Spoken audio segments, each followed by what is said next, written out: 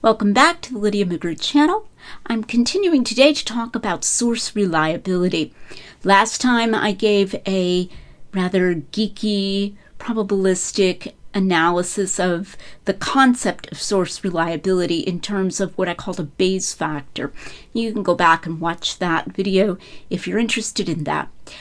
I'm countering here the idea that it is wrong to think in terms of holistic source reliability and the idea that a what I've called passage-by-passage approach is somehow the appropriate response to history and the appropriate way to do history. I did a video on this in January of 2022 as well, and I'll link to that again. Very strange claim, which is the claim that the passage-by-passage approach is somehow the normal and normative historical approach, and that there's just some weird thing about these Christian apologists that they're even thinking in terms of whether a document or an author is reliable. Now, it's important to realize here just how silly that claim is. In a completely secular context, even someone who had never so much as heard of Jesus, let's suppose he was raised in a context where he hadn't, he's still going to be thinking in terms of whether he can trust a person who's telling him a story and what sort of track record he has with that person. And when he reads a book, whether that book is trustworthy, if it's putting itself forward as a historical source about some historical events. To reject the passage-by-passage approach is not to say you just automatically accept everything in a source or you automatically reject everything. It's not to deny that a reasonable, sensible historical investigator is sometimes going to accept some things within a source and reject others. Last time we talked about that in terms of the ratio between the posterior probabilities, that you can receive a testimony and even give that testimony weight, and yet in the end not consider that the thing really happened because maybe the weight wasn't sufficient to counterbalance the fact that the event had a really low prior probability. So this is a sophisticated thing, and yet at the same time I think it's something that we all do instinctively without knowing the mathematics behind it. So to say that the passage-by-passage approach is normative for history is itself the extreme claim. It's the extreme claim that a properly operating historian is going to go item by item by item through a document and is never going to step back and get a big picture and say, is this document something that I can take as a source in and of itself? Now, what I did in January of 2022 is that I read some quotations to show that even more recent historians are talking about the reliability of an author. Popularity is never a good test of truth. So even if an entire discipline just goes nuts, after all, postmodernism happened, to a lot of humanities disciplines. So even if an entire discipline goes nuts, that doesn't mean you go nuts with them. Traditionally, historians talk all the time about reliability. And that was why, in one of the quotes I read there from the historian J.K. Moles, he used the phrase traditional questions. And he was talking about traditional questions of truth and falsehood and reliability and so forth in relation to Herodotus. And he was arguing that Herodotus was properly investigated in those terms. And the very fact that he used the phrase traditional questions or traditional issues shows that it was normal for historians to investigate this. So, and here we're just talking about classical history. We're not talking about anything Christian or religious at all. So I have several quotations like that there. I wanted to add one this time that it looks like I didn't discuss there. This was something I quoted in my book, The Mirror or the Mask. One of the things that's happened to disciplines like history and classics is what I call the unreliability is cool trend.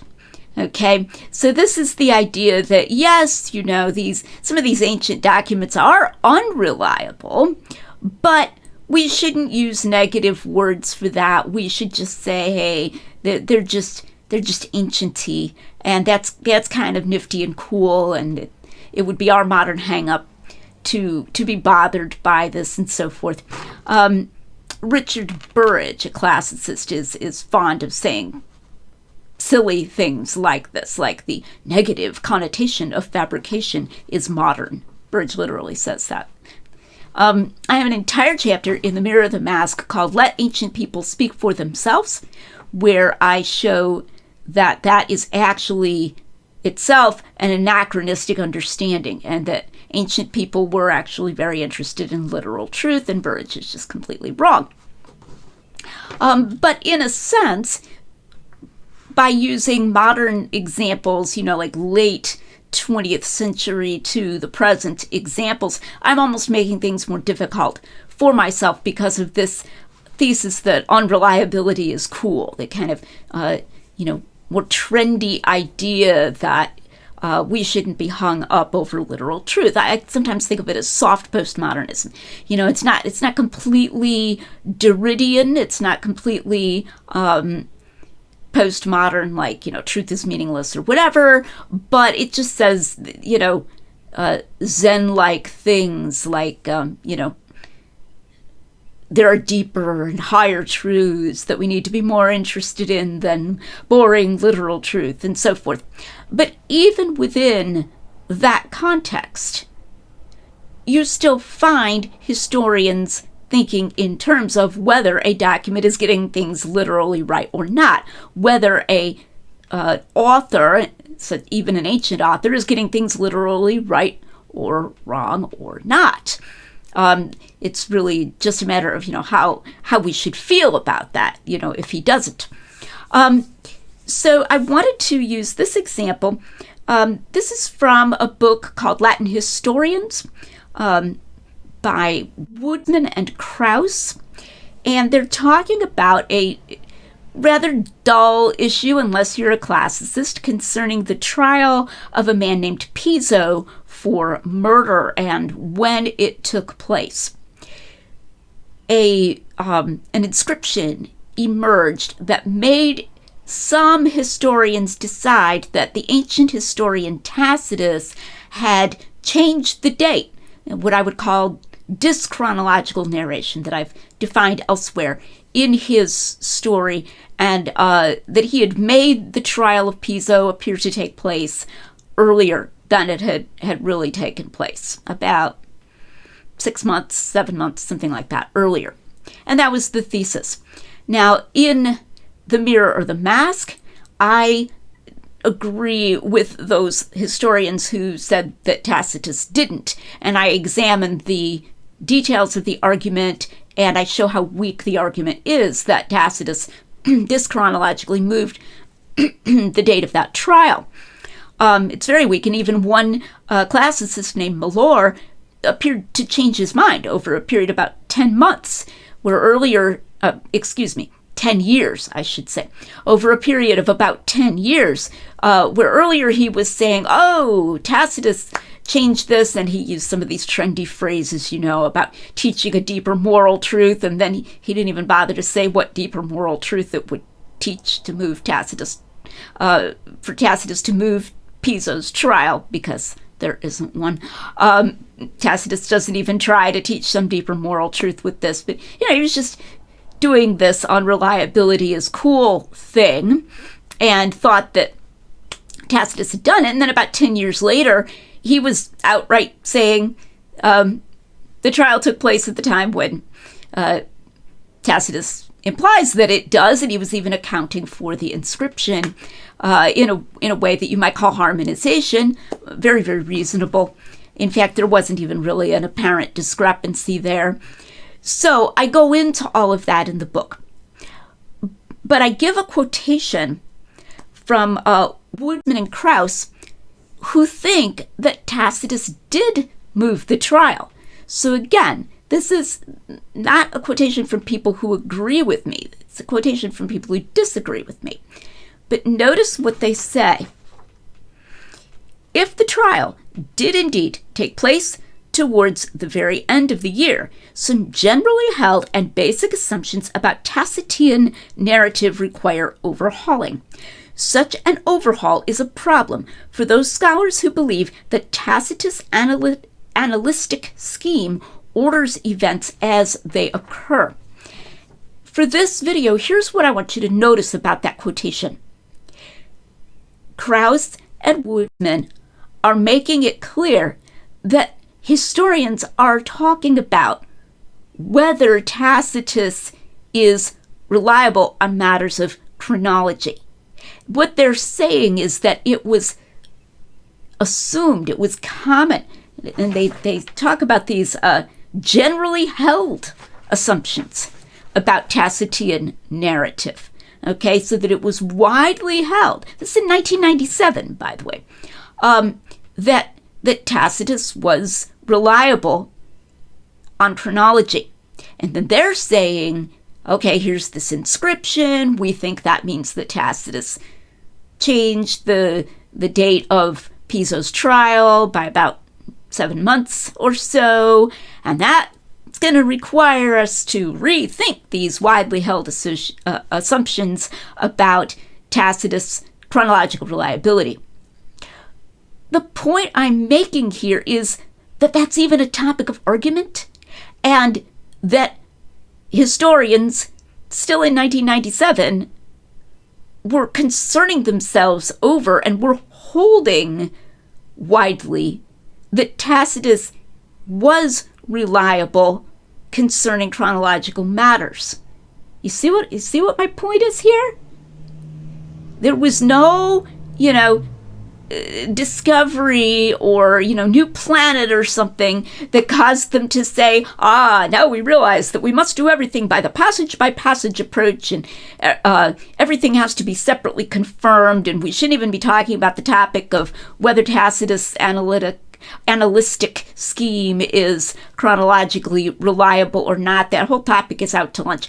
The very reason that this inscription was considered to shake things up somewhat was because it raised a question of whether Tacitus was wrong, and maybe even deliberately wrong, as some thought, about when something happened. Okay, so the topic was still there. Not only was the topic still there, the idea that Tacitus was a reliable author, at least as concerns chronological matters, was still very much on the table. Okay, and in, I think, 2010, Mellor wrote something where he went ahead, he didn't even mention that he had changed his mind. I figured that out. But where he concluded that Tacitus was still reliable and that he didn't change the month of the trial of Piso.